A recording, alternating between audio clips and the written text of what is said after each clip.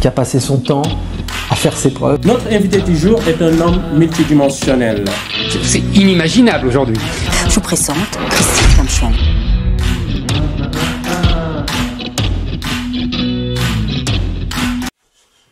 Alors, bonjour les amis de la raison, j'espère que vous allez bien. Alors aujourd'hui, je vais vous parler d'un sujet qui me touche.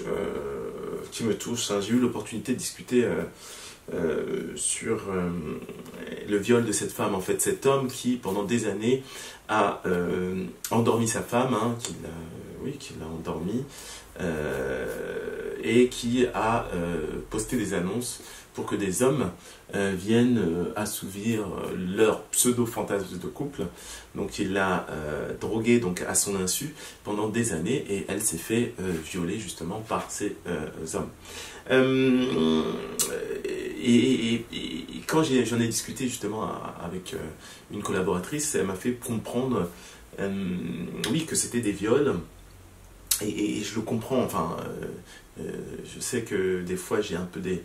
Je commence à comprendre que des fois, je réfléchis peut-être un peu de manière peut-être un peu froide, qui peut paraître non empathique, mais c'est pas le cas. C'est des fois, quand une situation se présente, j'essaie d'être objectif. Et ce qu'a fait le mari est inacceptable, clairement.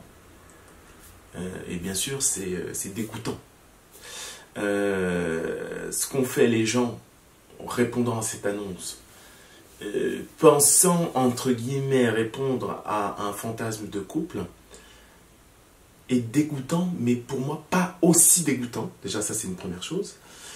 Et j'ai du mal à le comparer à un viol à proprement parler. Alors, je sais que ça peut être très dur ce que je suis en train de dire parce que effectivement, on a une femme inconsciente, donc une femme qui n'a pas montré aucun signe de consentement. Mais certains de ces hommes, je connais pas exactement la situation, mais de ce que j'en ai compris, certains de ces hommes pensaient répondre à un fantasme de couple. Et c'est vrai que ce qui me paraît aussi un peu dégoûtant, c'est ça leur pose pas de problème finalement. D'avoir une relation sexuelle avec quelqu'un totalement endormi. Bon, ça déjà c'est un problème en soi, mais c'est un problème en soi. Faire l'amour, enfin voilà, lapsus, mais avoir une relation sexuelle avec quelqu'un d'endormi, pour eux ça les dérange pas. Donc ça c'est grave en soi, mais ils sont venus en connaissance de cause. Et donc j'ai du mal à les mettre dans la même position qu'un violeur qui finalement attaque une fille qui n'a rien demandé. D'accord.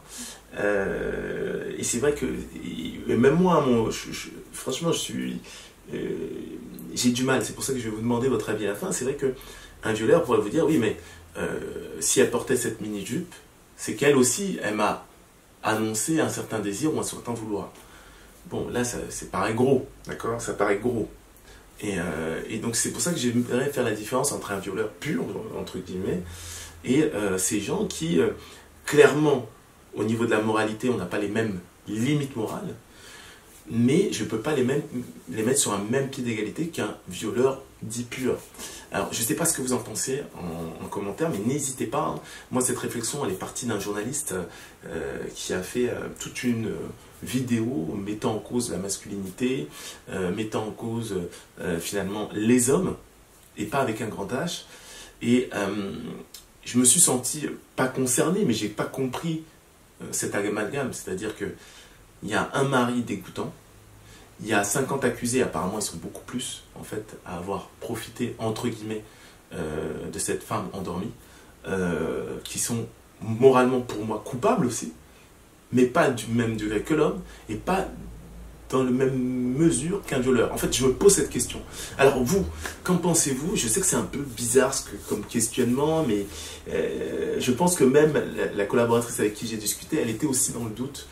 Et à un moment, on est parti sur ce parallèle avec MeToo, où finalement, il y a eu beaucoup d'actrices qui se sont prononcées, qui ont dit que moi aussi je me suis fait agresser. Mais parmi ces actrices, il y en a certaines qui ont accepté les règles du jeu. Je veux avoir un Oscar, ou je veux être dans tel film. Ok, ok, il me fait une proposition indécente, ok, c'est une transaction qui ne me plaît pas, mais c'est du donnant-donnant. Moi, je vais avoir un retour sur investissement. Et donc, je me trouve dans ce côté un peu bizarre où finalement, certaines de ces femmes qui ont utilisé le hashtag MeToo de manière un peu hypocrite, bon ça c'est une autre discussion, ont accepté le jeu. Il y avait des règles du jeu qui étaient peut-être malsaines, mais elles les ont acceptées. Alors, et les comparer à ces gens qui ont répondu à une annonce qui était malsaine, clairement, mais qui ne paraissait pas illégale en soi.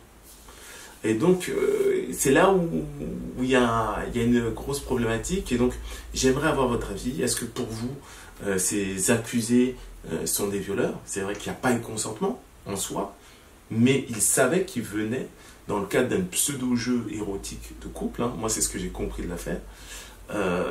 Est-ce qu'on doit les mettre au même rang qu'un violeur? Alors, dites-moi ce que vous en pensez en commentaire. Je sais que ça peut paraître choquant. J'espère ne pas vous avoir choqué, mais j'aimerais avoir votre avis. À très bientôt.